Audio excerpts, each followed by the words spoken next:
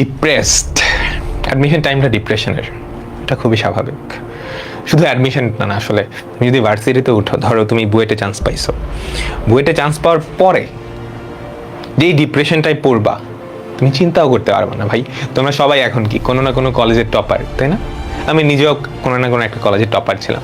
তো আমি যখন বুয়েটে চান্স পাইছি, আমি গিয়ে দেখি আমাদের চারপাশের যে মানুষজন, সবার এক একজনের এক একটা স্কিল এত ভালো, এক একজন কোডিংয়ে এক্সপার্ট। আমি তোমারে বলি, আমি তো সিএসসিতে পড়ি, আমি সিএসসিতে এখনও পড়তেছি, আমাদের লাস্ট সেমিস্টার চলতেছে। তো আমি যখন প্রথম সেমিস্টারে ভর্তি হয়েছি বুয়েটের সিএসসিতে, আমি আগে কখনো ল্যাপটপ ধরে নাই বলতে আমার নিজের ল্যাপটপ ছিল না। তো আমি প্রথম ল্যাপটপ কিনলে বুঝেই তো, টাইপিং স্পিড একদম স্লো না।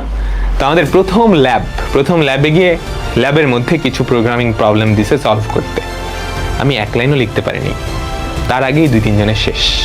4-5টা প্রবলেম দিছিল, আমি ইনক্লুড stdio.h মানে লাইব্রেরি ফাংশনগুলো অ্যাড করছি, ওটা করার সাথে সাথে দেখি মানুষজনের শেষ। তখন আমার ডিপ্রেশনটা কোন লেভেলে গেছে তুমি চিন্তা করতে পারো? তুমি দেখবা, তুমি যেখানেই যাও ডিপ্রেশন থাকবেই, বুঝছো? এগুলো নিয়েই বেঁচে থাকতে হবে, কি করার। ফ্লো হারায় ফেলছ।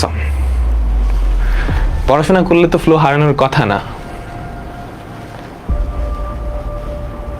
যাই হারাইছো, যেটা গেছে হইছে, বাদ। এখন থেকে শুরু করো, সময় আছে, 3 মাস না 6 মাসই সময় আছে, ইনাফ টাইম। তুমি যদি প্রপারলি ইউটিলাইজ করতে পারো, মানে ইনাফ, মোর দেন ইনাফ।